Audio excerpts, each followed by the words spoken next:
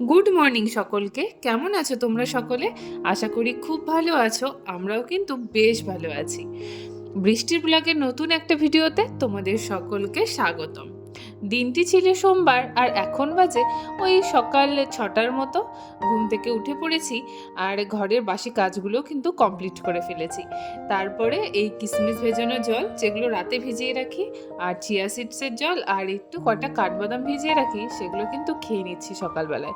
কারণ এই খেয়েই আমি প্রায় বেলা 10টা-11টা অবধি থেকে যাই। কারণ সকালবেলা ব্রেকফাস্ট করার মতো সময় আমার হয় না। হাজব্যান্ড যেহেতু সকালবেলায় অফিসে যায়, তাই ওর জন্য রান্না করতে হয়। তারপর রান্না করার পর আর ইচ্ছে করে না যে খাই, মনে হয় যেন স্নান টান করে পুজো করে একবারেই খাবো। সেই বেলা আমার কিন্তু 12টা বেজেই যায়। তাই এইসব খেয়ে একটু সকালবেলা খেয়ে নিলে কি হয়, পেটটাও ভরা থাকে আর কাজেও এনার্জি পাওয়া যায়। এদিকে দেখো ভাতটা বসিয়ে দিয়েছি আর এদিকে পটল ভাজা বসিয়ে দিয়েছি। আর তাড়াতাড়ি করার জন্য যেহেতু আজকে সয়াবিন রান্না করব, তাই ভাবলাম সয়াবিনটা ভাতের হাঁড়ির ওপরেই একটু জল দিয়ে বসিয়ে দিই, তাহলে কিন্তু হয়ে যাবে। মানে গরমে গরমে সয়াবিনটাও একটু সেদ্ধ হয়ে যাবে। এই দেখো আমার সয়াবিনটা কিন্তু এখন প্রায় সেদ্ধ হয়েই গেছে। আর এদিকে পটল ভাজাটাও কিন্তু আমার প্রায় হয়েই গেছে।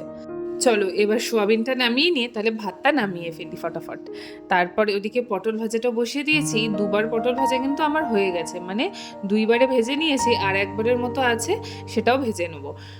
তো ভাতটা নামানোর আগে দেখলাম যে ভাতটা আরেকটু হবে, তো ভাবলাম ডালটা রেডি করে রাখি, তারপর ভাতটা। আর এদিকে পাট পাতাগুলো একটু ভালো করে কুচিয়ে নেবো, কারণ ডালের মধ্যে একটু বড় বড় পাট পাতা না খেতে ভালো লাগে না। ভালোভাবে কুচিয়ে নিলে ওইটা কিন্তু মুখে খুব একটা বোঝা যায় না, তবে টেস্টটা খুব ভালো বেরোয়। ডালটা সেদ্ধ হয়ে গেছে, এবার পাট পাতাটা দিয়ে হালকা নুন হলুদ যতটা প্রয়োজন হয় ততটা দিয়ে এবার ভালো করে একটু ফুটিয়ে নেবো।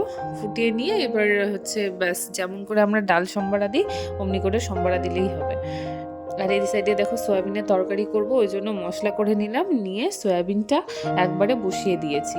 আর এই টাইমটা এত তাড়াহুড়ো থাকে না, মানে ও বেরোনোর জন্য একদম মানে রেডি হয়ে যায়। তারপরে হচ্ছে সকালবেলা খেতে দেওয়া, যেহেতু ভাত খেয়ে যায়, আবার ভাতও টিফিনে নিয়ে যায়, তাই এই সময়টা না বড্ড তাড়াহুড়ো হয়ে যায়। ও আবার একদমই রুটি বা লুচি বা পরোটা এইসব টিফিনে নিয়ে যেতে চায় না, কারণ একদমই ওর সহ্য হয় না সেই সব খাবারগুলো। কারণ খেলে পারে সারাক্ষণ ওই হচ্ছে বলে জল খেতে ইচ্ছা করে, বারবার উঠতে হয়। ওই জন্য বলে যে আমাকে অল্প হলেও ভাতই দিয়ে দিও, আলু সেদ্ধ ভাত দিও, তাও আমাকে ভাতই দিয়ে দিও। আর এদিকে দেখো তরকারিটা কষাতে দিয়ে দিয়েছিলাম, আর ওর মধ্যে একটুখানি দইও দিয়ে দিয়েছি। আর যে বাসনগুলো বেরিয়েছিল সেগুলো কিন্তু আমি মেজে নিলাম, কারণ এইভাবে তাড়াতাড়ি বাসন মেজে নিলে না রান্নার পর আর বেশি বাসন যাবে না, তখন যেই অল্প কয়েকটা থাকে সেটা মেজে নিলেই হয়ে যায়। আর ওদিকে ওর খাবারটাও বেড়ে দিলাম, দিয়ে অফিসে তো বেরিয়ে গেছে। তারপর চলে এলাম ঘরের কাজগুলো করার জন্য। এই যে বিছানা টিছানাগুলো একটু পরিষ্কার করে নিলাম। পরিষ্কার করে নিয়ে আজকে আবার দেখছি যে আয়নাটায় মেয়ে যেহেতু বাড়িতে আছে, সারাক্ষণ না কি যে হাত দেয় আর কি যে ইয়ে করে জানি না, ওই সব হাতের দাগগুলো বসে গেছে এরকম 5 আঙ্গুলের করে। যতখানি ওর হাইটে যায় ততখানি দেখছি হাতের দাগ বসে গেছে। তো আয়নাটা মুছে নিলাম, নিয়ে ভাবলাম যে তাহলে আলমারিটাও পুরো ধুলো বসে গেছে, আলমারিটাও মুছে নিই। আর এদিকে দেখো ঘরটরগুলো পুরো মুছে নিয়েছি আর চলে এলাম এই ঘরে। এসে এই ঘরে বিছানা টিছানাগুলো একটু ভালো করে ঝেড়ে মুছে পরিষ্কার করে নিলাম, নিয়ে টিভিগুলোও একটু মুছে নিলাম। কারণ টিভিটাও না যতই প্রতিদিন ইউজ হোক না কেন, দেখবে ধুলো পড়ে থাকলে একদম ভালো লাগে না। আর যেহেতু কালো জিনিসের ধুলো কিন্তু একটু বেশিই পড়ে, মানে ধুলো পড়লে আর কি বেশি বোঝা যায়। আর এখান থেকে এই যে কভারটা তুলেছিলাম, এটা একটু কেচে দিয়েছিলাম, দিয়ে আজকে দেখছি শুকিয়ে গেছে, তো ভাবলাম যে পেতেই দিই একেবারে। তো এই ঘরটাও মুছে নিলাম। এবার পুরো ঘরটা মুছে নিয়ে স্নান করে নিয়ে পুজো করলেই কিন্তু আমার কাজ আজকে শেষ হয়ে যাবে। আর এই যে কালকে এত বৃষ্টি হয়েছিল যে সকালবেলা জামাকাপড় মেলে দিয়েছিলাম, আবার বৃষ্টি এসছে, আবার তুলে নিয়েছি করে এখন দেখছি একটু রোদ উঠেছে, তো ভাবলাম যে জামা কাপড়গুলো মেলে দিই, একটু হাওয়াতে শুকিয়ে যাবে।